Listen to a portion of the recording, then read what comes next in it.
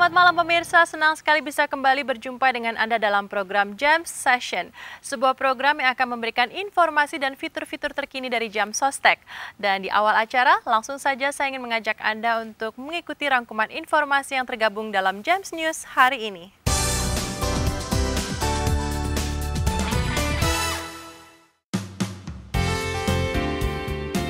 Kegiatan Workshop Value Leadership Development PT Jam Sostek diselenggarakan pada 20 hingga 21 April 2013. Workshop berlangsung di Hotel Equator Surabaya ini dihadiri oleh 60 kepala kantor cabang dari seluruh Indonesia. Amri Yusuf selaku Direktur Umum dan SDM PT Jam Sostek membuka kegiatan workshop. Kegiatan ini sebagai bentuk komitmen untuk melakukan transformasi korporasi menjadi badan penyelenggara jaminan sosial berkelas dunia. Dalam kegiatan workshop yang dikemas untuk pelatihan para leader ini, mendatangkan ISQ dengan pembicara Ari Ginanjar Agustian. Pembekalan bertujuan agar leader dapat memahami dan memaknai visi, misi, nilai, dan makna yang telah dicanangkan direksi PT Jam Sostek. Para leader diharapkan dapat mengimplementasikan hasil pembekalan dari workshop ke dalam nilai budaya perusahaannya masing-masing dan memiliki etos kerja yang tinggi. Itulah tadi rangkuman informasi dalam Jams News hari ini. Dan pemirsa, topik kita pada malam hari ini adalah jaminan sosial. Perlu diketahui bahwa jaminan sosial merupakan hak dasar yang harus dipenuhi oleh negara. Setiap warga negara pun berhak mendapatkan jaminan sosial atas setiap resiko sosial yang bisa mereka alami. Jaminan sosial dasar yang menjadi hak mereka diantaranya adalah jaminan kesehatan, jaminan kecelakaan kerja, jaminan kematian, jaminan hari tua, dan jaminan pensiun. Mari pemirsa, kita mulai perbincangan Jam Session malam hari ini dengan mengundang special host kita, Bapak Elvin G. Masasya, beserta bintang tamu Bapak Ridwan Monoarfa.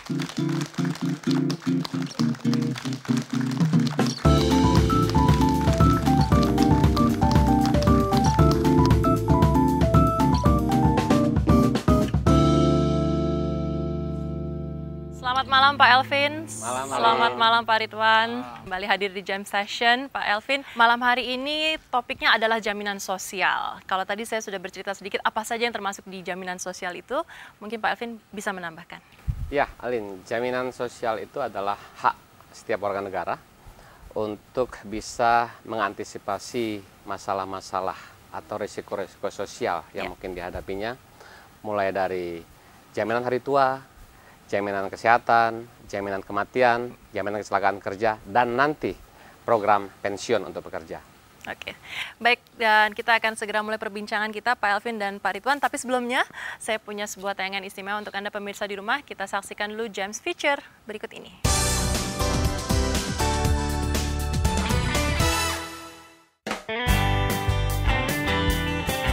Pemberian jaminan sosial menjadi hal yang penting dan merupakan hak dari para pekerja di Indonesia. Berbagai risiko pekerjaan membuat jaminan sosial diperlukan guna meringankan beban para pekerja. Sebagai layanan pemberi jaminan sosial, PT Jam Sostek memberikan berbagai program jaminan sosial kepada para pekerja yang telah menjadi anggota Jam Sostek. Salah satu caranya dengan melakukan ekspansi dan peningkatan layanan jaminan sosial kepada para anggotanya. Ya, Pak Elvin, tadi kita sudah sama-sama saksikan Jams Feature, tayangannya seperti apa? Pak Elvin boleh memberikan komentarnya? Ya, itulah profesi-profesi pekerja di Indonesia, Alin. Betul. Mulai dari pekerja di pabrik, kontraktor, atau sampai dokter, dan lain sebagainya. Dan pekerja-pekerja ini tentu memiliki resiko-resiko. Ya. Oleh karena itu, resikonya diambil alih oleh Jam Sostek dengan memberikan jaminan hari tua buat mereka, jaminan kesehatan, jaminan kecelakaan kerja, dan bahkan jaminan kematian.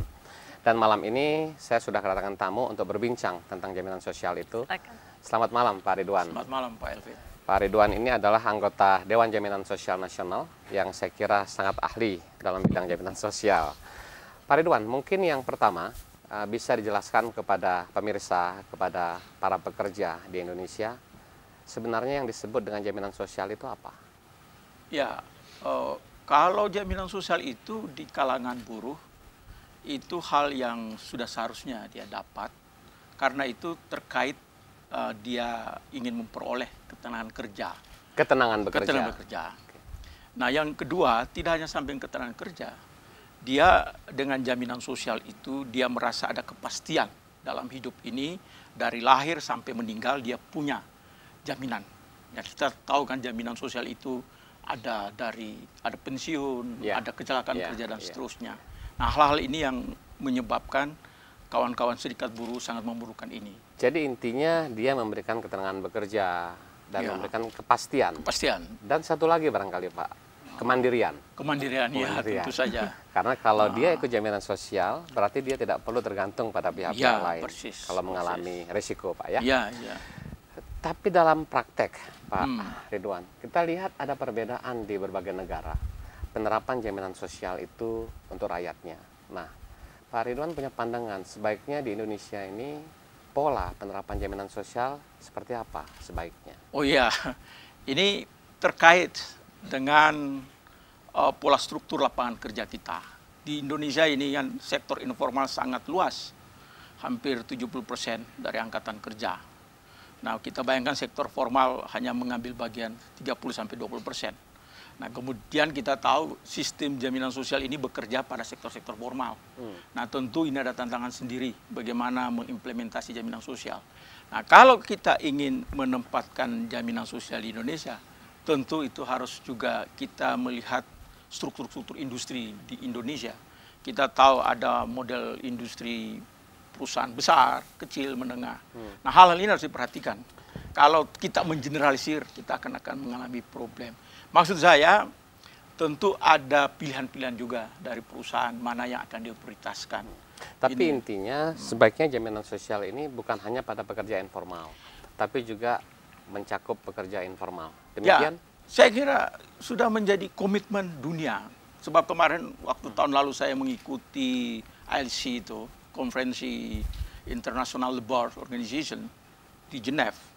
Itu memang ada perdebatan, apakah sektor informal ini akan masuk dalam sistem jaminan sosial nasional. Nah, keputusannya diambil mutlak bahwa sektor informal harus masuk. Ikut serta juga. Ikut serta, karena terkait hak hidup manusia yang lebih baik, yang menarik. Lebih sejahtera. Jadi kesimpulannya dari Pak Ridwan bahwa yang selayaknya mendapatkan perlindungan ini bukan cuma pekerja formal, tapi juga pekerja informal. Dalam realitasnya, Pak Ridwan, di Indonesia ini ada lebih kurang 40 juta pekerja formal dan 70 juta pekerja informal. Dari 40 juta itu juga belum semua menjadi peserta jam sostek atau ikut dalam program jaminan sosial. Apa yang keliru di sini dan apa sarannya Pak Ridwan? Saya selalu melihat pengusaha mestinya yang harus menjadi sorotan pertama di Republik ini. Kalau pengusaha itu aware, peduli terhadap sistem jaminan sosial ini, dan dia tahu betul bahwa sistem ini akan bisa menciptakan buruh yang bekerja baik, yang tenang dan produktivitas, saya kira akan menjadi menarik untuk kepesertaan itu. Itu kita ingin melahirkan pekerja-pekerja yang tenang, yang tidak lagi berpikir lain. Dia tahu dengan dia bekerja seluruh kehidupannya ada jaminannya. Maka pengusaha dengan mudah menuntut produktivitasnya. Jadi itu satu pihak. Mereka akan memperoleh pekerja yang sudah merasa nyaman dalam pekerjaan. Artinya bisa meningkatkan produktivitas pekerja. Nah, yang kedua, ini yang hampir dilupakan oleh pengusaha di Indonesia, mengaitkan jaminan sosial ini adalah persoalan ideologis negara tentang keadilan sosial. Bagaimana keadilan sosial itu bisa diwujudkan di dalam bangsa dan negara. Rata-rata implementasi jaminan sosial itu selalu refernya adalah ideologis. Harus betul-betul kita komit ingin melahirkan keadilan sosial. Bisa tidak disampaikan begini Pak, bahwa sebenarnya jaminan sosial tidak hanya untuk memberikan manfaat kepada para pekerja, tapi juga ada manfaat kepada pengusaha. Persis. Tentu saja di mana pengusaha merasakan kehadiran serikat pekerja, dia tidak mendapat buruh yang selalu dalam situasi konflik. Baik Pak, kita akan lanjutkan lagi. Ini menarik sekali, tapi saya harus kembalikan dulu pada Alin. Silakan Alin. Ya betul, terima kasih Pak Alvin dan Pak Ridwan. Nanti kita akan lanjutkan kembali. Pemirsa, kita akan jeda commercial break sebentar. Kami akan segera kembali. Jangan kemana-mana, tetap saksikan Jam Session.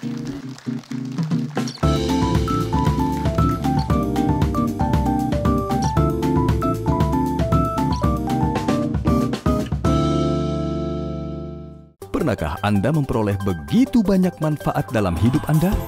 Meningkatnya kesejahteraan, adanya jaminan hari tua, jaminan kecelakaan kerja, jaminan kematian, jaminan pemeliharaan kesehatan, serta pinjaman uang muka perumahan dan rumah susun bagi pekerja.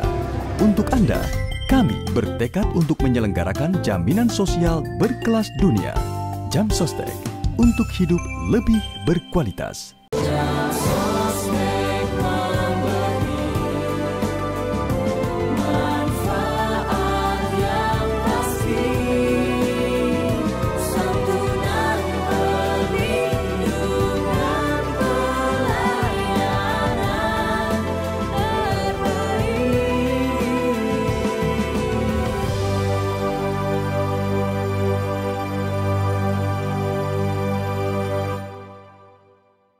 Pernahkah Anda memperoleh begitu banyak manfaat dalam hidup Anda? Meningkatnya kesejahteraan, adanya jaminan hari tua, jaminan kecelakaan kerja, jaminan kematian, jaminan pemeliharaan kesehatan, serta pinjaman uang muka perumahan dan rumah susun bagi pekerja. Untuk Anda, kami bertekad untuk menyelenggarakan jaminan sosial berkelas dunia. Jam Sostek, untuk hidup lebih berkualitas.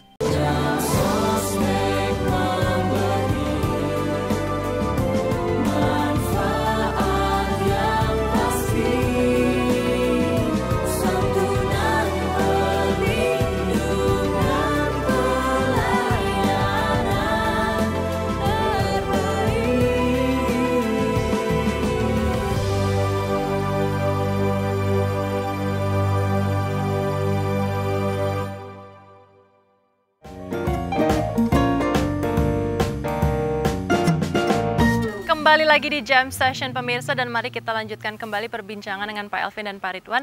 Pak Elvin, mungkin saya mau nanya lagi nih sedikit. Ya, kalau tadi Bapak dan Mbak Elvin dan Pak Ridwan terus menyebutkan mengenai bahwa jaminan sosial ini tidak hanya untuk pekerja di sektor formal tapi juga informal. Kalau saya boleh bertanya, prosedur untuk mengikuti jaminan sosial ini bagaimana sih? Sangat mudah, Alin. Ya. Kalau dia pekerja formal, tentu tempatnya bekerja atau Oke. perusahaannya harus mendaftar pada Jam Sostek. Dan sekarang Jam Sostek punya kantor cabang 127 di seluruh Indonesia. Tapi tahun ini juga kami akan membuka outlet baru di seluruh Indonesia, lebih kurang totalnya bisa menjadi 500 outlet. Wah, luar Bekerja biasa. sama dengan pihak ketiga. Selain dengan pola-pola yang lain. Oke, Intinya sangat mudah sekali. Saya lanjutkan dengan Pak Silakan Ridwan. Pak Elvin. Pak Ridwan, tadi menarik soal bahwa Jam Sostek atau jaminan sosial tenaga kerja ini juga memberikan manfaat pada pengusaha. Nah, di dalam program jaminan sosial itu sekarang kan kami menyelenggarakan 4. Ada jaminan hari tua, jaminan kecelakaan kerja, jaminan kematian, dan jaminan kesehatan. Dan nanti di tahun 2015 kami juga akan menyelenggarakan program pensiun. Pak Ridwan melihat bahwa apakah program pensiun ini memang satu hal yang juga sebaiknya dimiliki oleh pekerja atau punya pandangan lain? Ya, kalau kita tidak ingin miskin di hari tua, saya kira ya kita harus punya jaminan pensiun. Maka itulah program yang menjaga kita jangan tua jadi miskin. Jangan tua jadi miskin, Jangan ya. tua jadi miskin. Itulah program jaminan pensiun itu. Oke. Nah, saya pikir karena dia sudah juga menjadi perintah konstitusi bahwa jaminan sosial itu adalah program pensiun. Nah, hanya problemnya adalah ketaatan kita membayar iurannya. Karena perintah undang-undang itu kewajiban kita membayar iuran itu maksimal 15 tahun. Batas maksimal 15 tahun. Nah, baru kita akan dapat pensiun. Problemnya ada di situ. Terus-menerus membayar iuran ini menjadi tantangan bagi mereka-mereka yang tidak ingin miskin di hari tua. Tapi sebenarnya secara esensi, apakah itu jaminan hari tua ataupun pensiun, ini kan semacam tabungan. Persis. Tabungan yang bisa dimanfaatkan nanti setelah dia tidak produktif lagi. Tadi Pak Ridwan juga menyebut tentang sustainability membayar iuran. Untuk jaminan hari tua misalnya, Pak Ridwan, kami sekarang berdasarkan peraturan memungut 5,7% dari take home pay. Sementara di negara-negara lain jauh lebih tinggi dari itu. Menurut Pak Ridwan, apakah 5,7% ini sudah cukup atau sebaiknya ditingkatkan atau seperti apa? Yang harus kita jawab, apakah kita mau hidup layak di hari tua atau tidak? Kalau tidak, ya 5,7 saja sudah cukup. Kan persoalan kan kita ingin hidup layak di hari tua. Maka 5,7 saya pikir tidak cukup. Moderat itu di angka 8-10%. Pak Ridwan, dalam kaitan dengan fungsi dan peran Jam Sostek, kami ini menerima iuran dari pekerja, lalu iuran itu diinvestasikan oleh Jam Sostek. agar hasilnya bisa bertumbuh, berkembang, dan dikembalikan lagi ke pekerja dalam jumlah lebih besar. Dalam kaitan investasi ini, sekarang kami punya program namanya shifting dari financial benefit ke total benefit. Hasil investasi itu bisa dirasakan manfaatnya oleh pekerja tidak saja dalam bentuk keuangan, tapi dalam bentuk yang lain, misalnya uang muka perumahan, bisa beasiswa, bisa nanti akses dapatkan food dan lain sebagainya. Apakah ada satu konsep yang ideal menurut Pak Ridwan selain daripada yang tadi saya sebut sebagai total benefit? Harapannya dana jaminan sosial ini juga harus diperuntukkan untuk sektor real. Untuk sektor real dan infrastruktur. Sektor real ini meminjam dari lembaga semacam jam sostek ini. Dan juga kalau pemerintah kekurangan dana di dalam membangun infrastruktur kan bisa pinjam. Nah, ini kan memiliki efek-efek positif. Tidak hanya perusahaan yang tumbuh, dengan sendirinya akan ada perluasan lapangan kerja. Kalau kita lihat di negara-negara lain, Pak Ridwan, memang dana atau iuran ini dialokasikan ke berbagai sektor. Nah, Pak Ridwan punya pandangan untuk konteks Indonesia. Berapa persen sebaiknya dari dana investasi itu yang langsung ke sektor real, berapa persen yang bisa melalui capital market dan lain sebagainya? Nah, itu tergantung hitung-hitungannya para ahli. Pak Elvin kan yang ahlinya ini sebenarnya, yang bisa mendesain berapa persen dan sebagainya. Tapi yang bagi kita, yang seperti saya yang bergerak di pergerakan sosial ini, yang penting efek dari investasi itu memperluas lapangan kerja. Itu yang kita memperluas lapangan kerja. Okay. Itu yang paling prinsip di dalam investasi. Karena itu kita harus lebih awal mengatakan kalau dana ini dipakai untuk menombokin APBN yang kurang, kita akan lawan. Tidak menciptakan nilai tambah bagi sebuah dunia usaha. Baik, kata kuncinya mendorong perekonomian, ada nilai tambah, dan memperluas lapangan pekerjaan. Ya, persis. Pak Ridwan juga sebagai peserta jam sostek. Oh iya, saya ini peserta yang sudah 20 tahun. Lalu bagaimana melihat jam sostek dalam kaitan investasi itu selama ini? Saya lihat ada perubahan besar. Dulu kalau kita tahun-tahun 90-an, jam sostek ini kita curiga betul investasinya. Karena terlalu banyak pemain politik di belakang. Menunjuk-nunjuk siapa yang buat. Tapi terakhir ini di era reformasi saya kira semakin profesional. Dan ukuran apalagi ada lembaga-lembaga pengawasan keuangan. OJK akan ikut mengawasi bagaimana investasi dilakukan. Jadi saya kira dalam perkembangan terakhir ini semakin baik. Saya mau menyampaikan pada Pak Ridwan sebagai aktivis pekerja dan juga DJSN bahwa kami saat ini sudah mengelola dana 141 triliun dengan hasil investasi sampai dengan 3 bulan pertama di 2013 ini 4,7 triliun dengan yield on investment di atas 10%. Saat ini yield on investmentnya berkisar di 13%, Pak. Saya kira ini jauh di atas tingkat bunga bank. Namun Pak Ridwan, kembali lagi ke soal jaminan sosial ini. Kita melihat orang-orang juga menyadari bahwa jaminan sosial itu hal yang dibutuhkan. Tapi masih ada persepsi seolah-olah jaminan sosial ini hanya sebagai kewajiban. Nah, bagaimana menggeser paradigma bahwa jaminan sosial sesungguhnya bukan kewajiban, tapi dia kebutuhan? Kita memerlukan satu strategi edukasi dan sosialisasi terkait dengan merubah mindset ini. Dan kepedulian itu tidak serta-merta muncul. Karena kita tahu budaya bangsa kita ini selalu memikir hal-hal yang jangka pendek. Nah, yang kedua, saya kira harus ada orientasi juga di kalangan pengusaha, ya, untuk terus-menerus melihat jaminan sosial ini bagian dari strategi untuk mencegah rakyat itu tidak miskin, kaum buruh itu tidak miskin, dan terus-menerus bisa dipertahankan kesejahteraannya melalui jaminan sosial. Artinya mengubah mindset di kalangan pengusaha dan kalangan pekerja. Apa saran Pak Ridwan agar jam sostek bisa ikut membantu mindset itu bisa berubah dan seluruh pekerja kemudian menjadi peserta jam sostek? Banyak hal pendekatan-pendekatan kita menjadi teknis hukum, seolah-olah pengusaha itu tidak ingin melaksanakan jaminan sosial karena aspek penegakan hukum. Kita setuju penegakan hukum menjadi bagian dari upaya untuk orang taat, orang peduli. Tapi tidak bisa berhenti situ. Dia harus ditingkatkan bahwa dengan ada jaminan sosial, akan terjadilah hubungan industrial yang damai itu. Nah, persoalan-persoalan itu tidak semata-mata harus dilihat dalam perspektif ekonomi sosial, kepentingan perusahaan, tapi aspek yang luas lagi, yaitu soal ideologi keadilan sosial. Kita tahu bangsa ini memerlukan bagaimana upaya kita bahwa keadilan sosial itu hadir di tengah kita. Tidak ada keadilan sosial tanpa jaminan sosial. Itu jelas. Tinggal bagaimana menyadarkan seluruh elemen bangsa bahwa jaminan sosial itu sebenarnya kebutuhan. Terkait kembali dengan bahwa jaminan sosial itu kebutuhan, Jamsostek sudah mencoba melakukan shifting juga bahwa yang dibutuhkan para pekerja bukan cuma main benefit atau manfaat utama yang tadi saya sebut jaminan hari tua, jaminan kecelakaan kerja, jaminan kematian, maupun jaminan pensiun nantinya. Tetapi kami membantu bagaimana memenuhi kebutuhan dasar yang disebut dengan basic welfare. Akses dapatkan uang muka perumahan, lalu tadi untuk beasiswa, dan kemudian juga untuk makanan. Ini topik yang menarik, Pak Ridwan. Kita akan diskusikan lebih jauh tentang topik ini, tapi saya harus kembalikan dulu pada Alin. Silakan Alin. Terima kasih Pak Elvin, Pak Ridwan. Nanti kita lanjutkan kembali perbincangannya.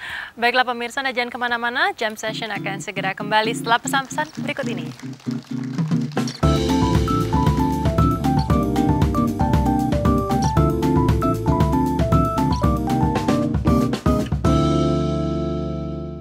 Pernahkah Anda memperoleh begitu banyak manfaat dalam hidup Anda? Meningkatnya kesejahteraan, adanya jaminan hari tua, jaminan kecelakaan kerja, jaminan kematian, jaminan pemeliharaan kesehatan, serta pinjaman uang muka perumahan dan rumah susun bagi pekerja. Untuk Anda, kami bertekad untuk menyelenggarakan jaminan sosial berkelas dunia. Jamsostek, untuk hidup lebih berkualitas.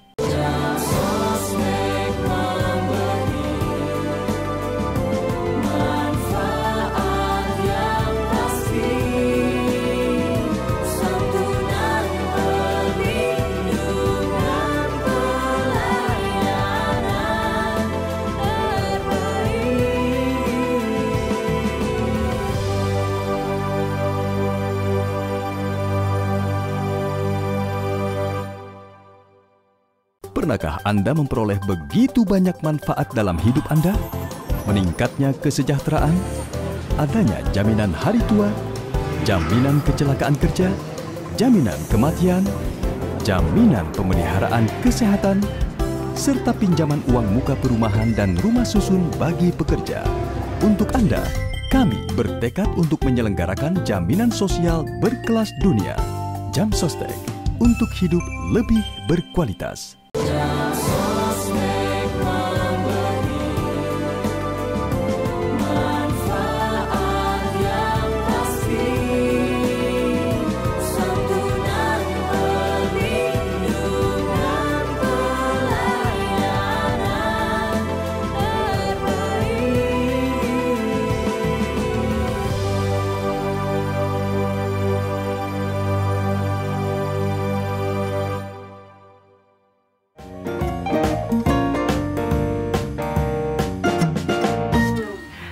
Lagi di Jam Session pemirsa, dan masih dengan topik jaminan sosial malam hari ini. Saya kembalikan lagi perbincangan ke Pak Elvin dan Pak Ridwan. Silakan. Terima kasih Alin. Pak Ridwan, tadi kita bicara soal main benefit, manfaat utama, dan saya menambahkan additional benefit atau manfaat tambahan.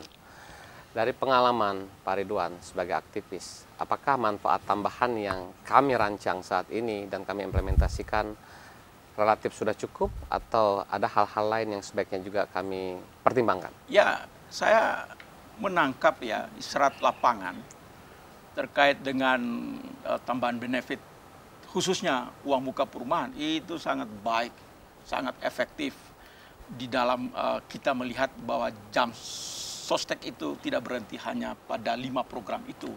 Itu menarik. Kemarin saya bertemu dengan banyak serikat buruh, dampaknya kenaikan upah minimum yang lumayan tinggi itu. Mereka akan kemudian berpikir bagaimana supaya punya rumah. Nah, ketika berpikir punya rumah, bagaimana dengan uang muka? Teringatlah Jamsostek. Itulah saya kira sudah hadirlah Jamsostek dan tepat pilihannya. Nah, saya kira pengembangan-pengembangan lainnya, saya kira beasiswa itu perlu ditingkatkan terus-menerus. Sebab harapan kami dari kalangan buruh, Jangan sampai buruh itu melahirkan buruh, tapi dia harus melahirkan pemimpin. Betul sekali. Setidak-tidaknya betul pemimpin sekali. buruh lah. Betul. Ya Pak Ridwan, menarik sekali diskusinya. Jadi sebenarnya jaminan sosial itu bukan kewajiban, tapi ini kebutuhan bagi masyarakat. Dia memberikan manfaat, perlindungan tidak hanya bagi pekerja, tapi juga ada multiplier efek positif bagi pengusaha dan juga bisa menggerakkan roda perekonomian. Dan kalau ini dipahami oleh semua masyarakat, saya kira semua masyarakat juga akan mulai bisa tidak miskin lagi dan menjadi lebih sejahtera. Saya kira itu kesimpulan dari diskusi kita. Tepat. Terima kasih Pak Ridwan kehadirannya. Mudah-mudahan lebih sukses lagi di masa mendatang. Terima kasih Pak Alvin. Saya kembalikan pada Alin. Silakan Alin. Terima kasih Pak Alvin dan juga Pak Ridwan untuk bincang-bincangnya. Sekarang waktunya saya untuk memberikan kuis bagi pemirsa di rumah, Pak. Silakan. Baiklah pemirsa, sekarang waktunya saya untuk memberikan Anda kuis. Dan caranya mudah saja, Anda tinggal menjawab pertanyaan saya yang berikut ini. Sebutkan 2 bentuk jaminan yang termasuk dalam jaminan sosial. Sekali lagi, sebutkan 2 bentuk jaminan yang termasuk dalam jaminan sosial.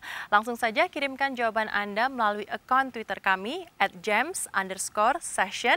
Dan bagi 2 orang pemenang yang beruntung akan mendapatkan hadiah uang tunai masing-masing senilai Rp500.000. Tunggu saja pengumuman pemenangnya, tentu saja melalui akun Twitter kami. Baiklah, terima kasih sekali lagi Bapak Alvin G. Masasya, Bapak Ridwan Monoarfa untuk perbincangannya. Sangat menarik dan semoga bisa menjadi informasi yang bermanfaat bagi pemirsa di rumah dan juga penonton di studio malam hari ini. Baiklah, kita ketemu lagi minggu depan. Salam Jam Session dan sebelumnya terimalah persembahan istimewa kami, Rika Ruslan dengan Misteri Cinta.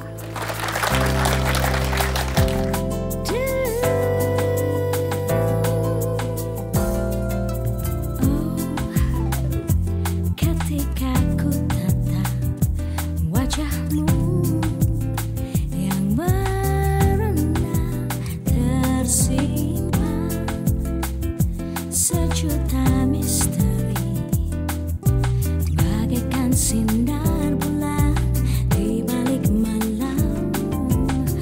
Oh, adakah kau ragu? Nyatakan rasa hati. Biarlah semua rasa itu jauh pergi melayang bersama pagi.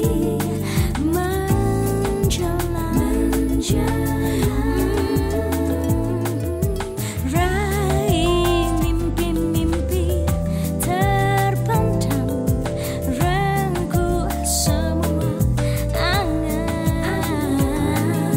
Segala damba cinta di hati, jangan biarkan, jangan biarkan